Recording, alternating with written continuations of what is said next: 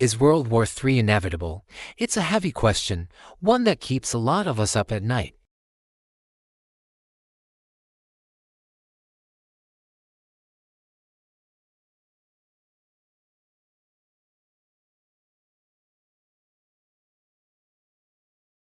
History doesn't repeat itself, but it often rhymes, and right now, those rhymes are getting louder.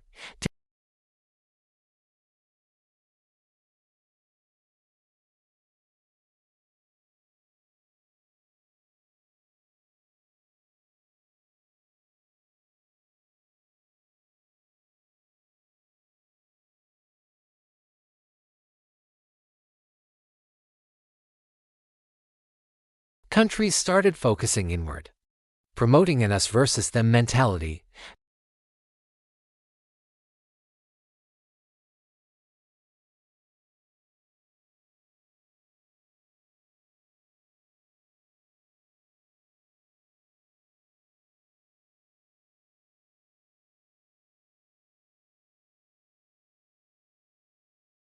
It's a slippery slope, and one we've slid down before.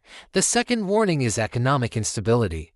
The Great Depression of the 1930s wasn't just a financial crisis, it was a catalyst for political extremism. When people are struggling, when they can't feed their families, they become desperate for radical solutions and strong leaders who promise a quick fix. Look around today. We're facing global supply chain issues, soaring inflation, and economic uncertainty. This widespread economic anxiety creates fertile ground for populist movements that can destabilize governments and international relations.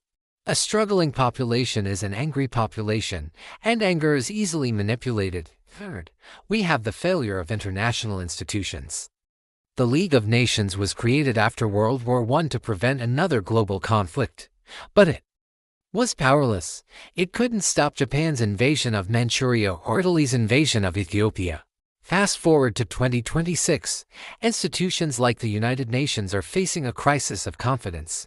Their ability to enforce international law and mediate conflicts is being challenged daily. When the referees of the world stage lose their authority, the game gets a lot more dangerous. It becomes a free-for-all where might makes right. Warning number 4 is the formation of rigid alliances. Before World War I, Europe was a web of treaties and alliances. The Triple Entente versus the Central Powers.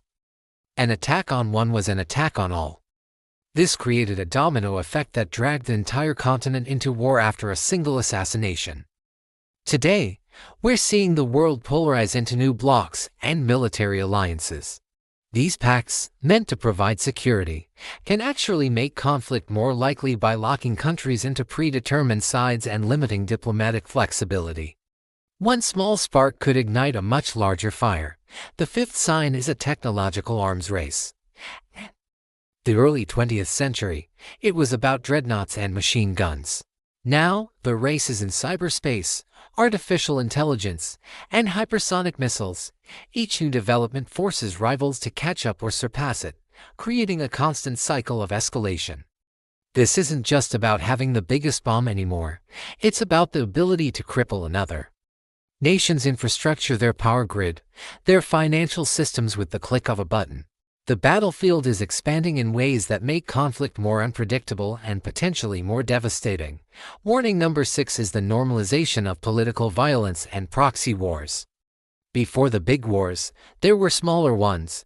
The Spanish Civil War, for example, was a testing ground for the ideologies and weapons of World War II.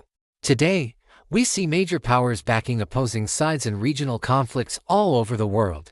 These proxy wars allow them to fight each other indirectly, but they also desensitize the world to conflict and raise the temperature, making a direct confrontation seem less unthinkable.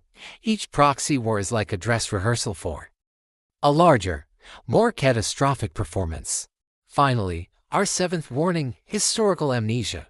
Perhaps the most dangerous warning of all is simply forgetting the horrors of the past.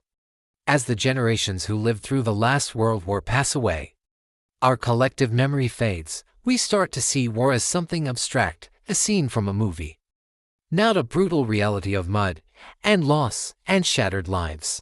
When we forget the true cost of war, we become more willing to risk it. History becomes a story instead of a lesson. So, is World War III inevitable? No, it's not. The future is never set in stone. These are not prophecies, they are warnings. They are flashing red lights on the dashboard of our global vehicle. Recognizing these patterns is the first step toward changing course. It requires engaged citizens, wise leadership, and a renewed commitment to diplomacy and understanding. It's up to all of us to demand a better path forward. Thanks for watching. If this conversation is important to you, please like, subscribe, and share this video. Let's keep the dialogue going.